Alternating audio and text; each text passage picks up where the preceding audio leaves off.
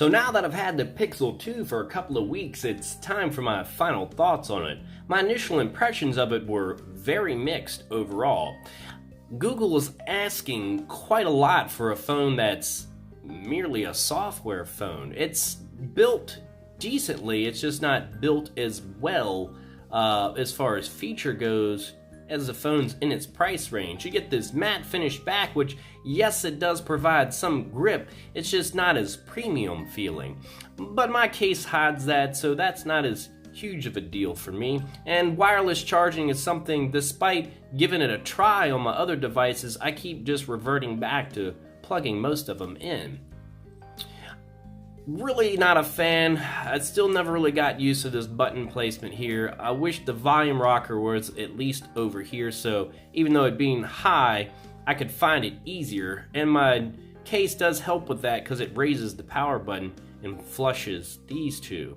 So with the case, not as bad. Without, I don't like it. Odd choice to me. Maybe there's a reason for it, I just don't know what it is. And of course you've got these large bezels, top and bottom, that house the front-facing speakers, which are fairly adequate, but there's not a whole lot to them. Yes, there's a little bit of, they're loud, but there's not much else going on. It's mainly just highs, and yes, they are front-facing, so it's better than, like my Note 8, I constantly cover up the port on the bottom. You don't have that issue with these. But my iPhone 8 Plus easily beats these with a downfiring and an earpiece. So I wish with the real estate taken up they were a little better, but unfortunately they're not.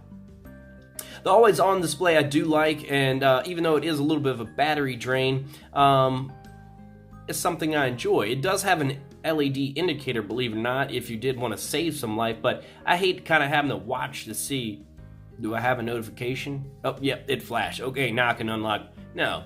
Or you could do tap the wake as well, it does have that, but I prefer the always on display. And with using that, my battery life has been 5 to 6 hours on average.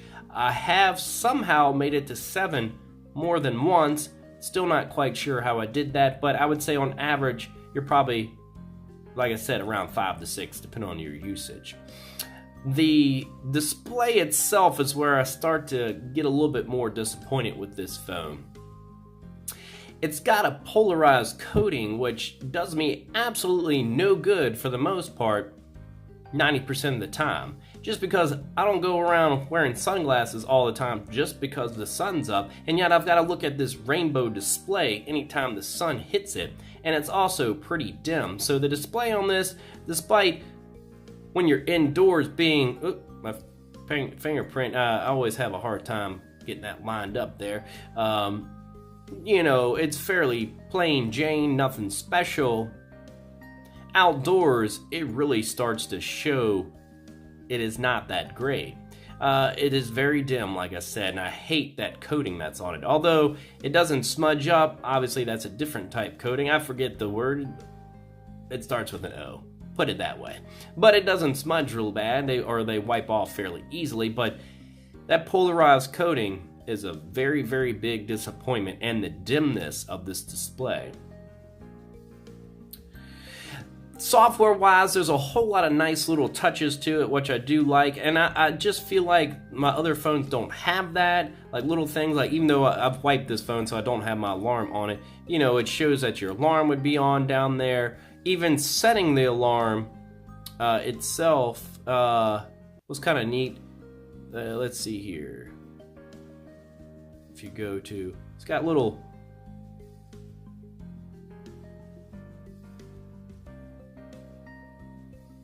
and I'm not really sure if my other phones did that. I've never really noticed it, but it's little small tweaks like that that just make for a little bit better experience. This phone has enough features for me.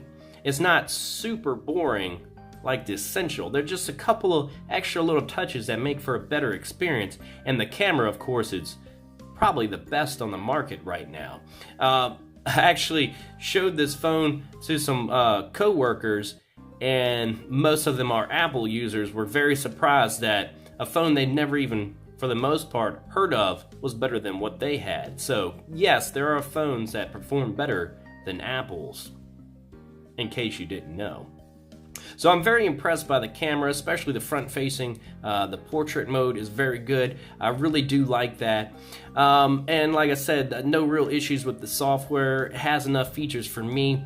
The Now Playing feature, which is another little add-on there, works well for the first song. It is accurate and it is pretty quick. It only takes a couple of seconds. However, if you change the dial, it doesn't register the next song, at least not very quickly. You may actually be on your third song before it starts picking up what's coming on next. Hopefully that can be just a little bit of extra tweaking, can be fixed and make it a whole lot better, because I do like using Shazam, but having that built in, a stock feature that's just as good, is kind of nice. My overall, though, impressions, I'm still kind of mixed on this phone. If it were, say, $100 cheaper than it was, or is, I would have no problems probably recommending that, despite it having this very dated look from the front. Because the overall package is something that I used to really like, as in when I had my iPhone SE. Very similar. That phone was one of the phones that I kept for the longest at that time in my life. It was just what I needed. It fit my needs. It had good battery, good camera, and the overall experience, speakers and all, were really good on that. It had a small display, but I didn't need more than that. I could get on the internet if I needed to real quick and be done with it. Didn't do a whole lot of web browsing, social media. However, times have changed. And having this 5-inch display, despite being very one-handed friendly, it just got me on edge on whether I should maybe have gotten the bigger one. And I'm still kind of on the edge, but the other one has some display issues worse than this being out in the sunlight, which I can kind of get over a little bit, but it is still really annoying at the same time.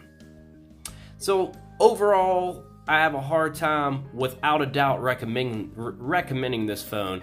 I would say for certain users, it would be a good phone if it meets your needs. If you want a great camera, good battery life, and decent speakers, and don't mind a dated looking phone, this may be for you, as long as you're good with a 5-inch display. It's very hard to beat what you get in this package. However, if you're looking for a multimedia device, something like the Note 8, despite having much more overlay issues and probably slowdown for you, and the camera might not be as good as this one, I feel like might be a better overall package, plus the display is way better.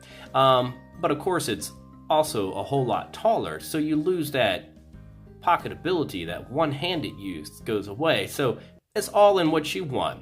So this is a good phone overall, and I would recommend it if that fits your criteria. Until next time, later.